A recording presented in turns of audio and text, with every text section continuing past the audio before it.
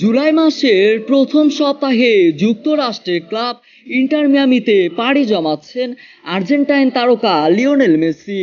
নতুন ক্লাব ও আমেরিকার কন্ডিশনের সঙ্গে খাপ খাইয়ে নিতে আন্তর্জাতিক ফুটবল থেকে মেসিকে 1 বছরের ছুটি দিতে যাচ্ছে আর্জেন্টাইন ফুটবল অ্যাসোসিয়েশন। এমনই এক খবর জানিয়েছে ব্রিটিশ ট্যাবলয়েড দ্য মিরর ছাড়াও খেলাধুলা বিষয়ক ওয়েবসাইট goal.com সহ কয়েকটি গণমাধ্যম এমন সংবাদ প্রচার করে। কিন্তু এখন পর্যন্ত মেসির পক্ষ থেকে এ বিষয়ে কিছুই জানা যায়নি। এমনকি এ বিষয়ে আনুষ্ঠানিক কোনো কিছুই জানানো হয়নি আর্জেন্টিনা ফুটবল দল, লিওনেল স্কালোনি অথবা দেশটির ফুটবল ফেডারেশনের পক্ষ থেকে।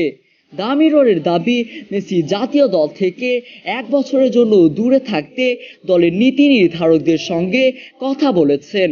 তাদের থেকে সবুজ সংকেত পেলে 1 বছরের জন্য জাতীয় দল থেকে ছুটি পাবেন বিশ্বকাপ জয়ী অধিনায়ক। সেই মোতাবেক আগামী জুলাই থেকে পরের বছরের জুন পর্যন্ত জাতীয় দল থেকে ছুটি পাবেন লিও। কিন্তু বাস্তবতা বলছে মেসির এত লম্বা সময় ছুটি পাওয়ার কোনো সম্ভাবনাই নেই। কেননা 2024 সালের জুন জুলাই থেকে শুরু হবে কোপা আমেরিকা।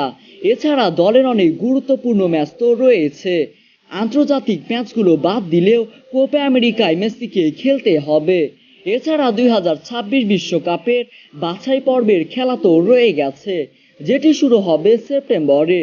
এসব দিক বিবেচনায় মেসি যদি ছুটি পানও তাহলে সেটি 4 মাসের বেশি হওয়ার কোনো সম্ভাবনাই নেই।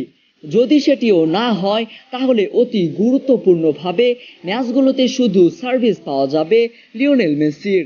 দর্শক, প্রতিনিয়ত খেলার এমন আপডেট খবরগুলো সবার আগে পেতে এখনই সাবস্ক্রাইব করুন বিডিআরএক্স নিউজে।